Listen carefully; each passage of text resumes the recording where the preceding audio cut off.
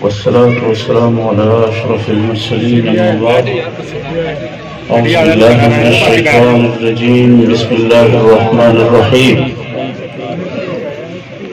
ولا تقولوا لمن يقتل في سبيل الله أموات بل أحياء ولكن لا تشعرون. معزز حاضرین کرام اور اس علاقہ کے باشعور بزرگوں دوستو السلام علیکم. یہ جو آیت کریمہ پڑھی ہے واضح طور پر بتا رہی ہے کہ جو اللہ تعالیٰ کی راہ میں جان قربان کر دے اسے مردہ مت کہو. وہ زندہ ہے لیکن ہمیں شعور نہیں. انہیں اللہ تعالیٰ کی طرف سے رزق بھی دیا جاتا ہے.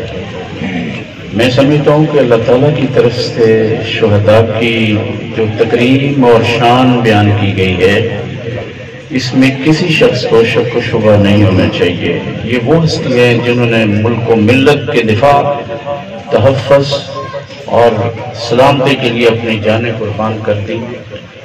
کسی طرح جو مقصد ہے اس کو پیش نظر نہیں رکھا، ورنہ جان و مال اولاد تو سب کو پیارے ہوتے ہیں.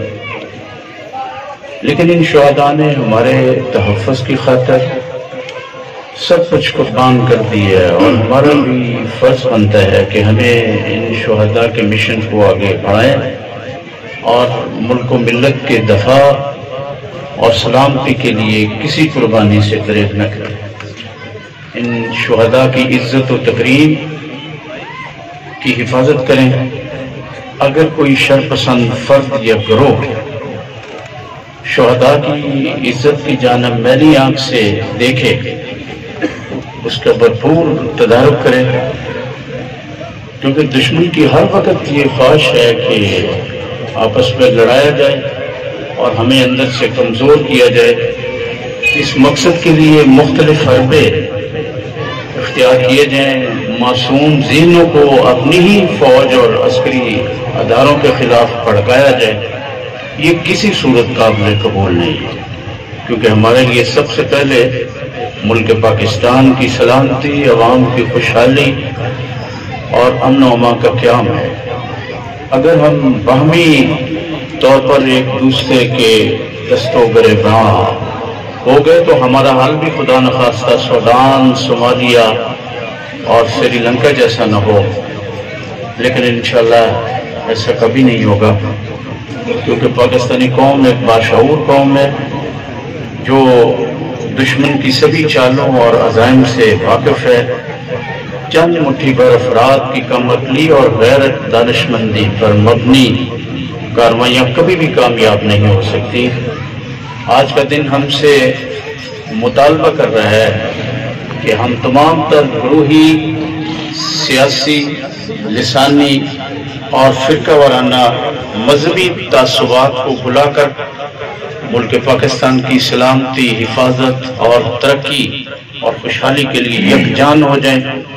کیونکہ میں آپ سے عرض کروں کہ آئین اور قانون اس وقت نافذ ہوتے ہیں جب معاشرہ پرامن اور اس کا دفاع مستحکم ہو، ورنہ ملک کے اندر سیاسی انتشار، بے چینی، ہنگامہ آرائی اور خانہ جنگی جیسا ماحول بنایا جائے تو آئین اور قانون ایک مذاق ہو کے رہ جاتا ہے. میری نوجوان نسل سے گزارش ہے کہ وہ دشمن کی چالوں کو سمجھے، اور جو لوگ جذباتی طور پر اکسانا چاہتے ہیں، وہ مشتعل کرنا چاہتے ہیں، وہ آپ کے بھی دشمن ہے اور ملک کے بھی دشمن ہے. آپ نوجوان ہمارا سرمایہ اور ہمارا مستقبل ہے. ہمارا مستقبل نوجوانوں سے وابستہ ہے.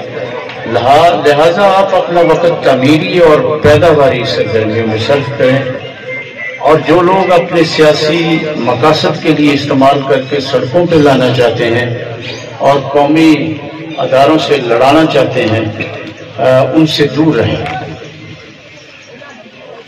اپنے اندر تحمل، برداشت اور آئینی اور قانونی جدوجہد کو جاری رکھیں، جیسے ہمارے عظیم اکابرین قائد اعظم محمد علی جناح، مولانا محمد علی جوہر، مولانا شوکت علی صاحب، مولانا ظفر علی خان اور پیر جماعت علی شاہ صاحب رحمۃ اللہ علیہ، جو مشائخ عظام ہیں، اولیاء کرام ہیں، ان لوگوں نے بھرپور ساتھ دیا ہے۔ اس تحمل اور پردگاری اور قانونی جدوجہد کا یہ نتیجہ نکلا ہے کہ صرف 7 سال کے عرصے میں پاکستان بن گیا، صرف 7 سال کے عرصے میں، اور انشاءاللہ قیامت تک یہ قائم رہے گا۔ لہذا آج ہم عہد کرتے ہیں کہ اپنے عظیم شہداء کی قربانیوں کو رائیگاں نہیں جانے دیں گے، اور ہم اپنے عظیم شہداء کی عزت اور حرمت اور ناموس کے تحفظ کے لیے بھرپور جدوجہد کریں گے۔ اللہ تعالیٰ ملک پاکستان اور یہاں کی فوج اور ہم سب کا حامی و ناصر ہے۔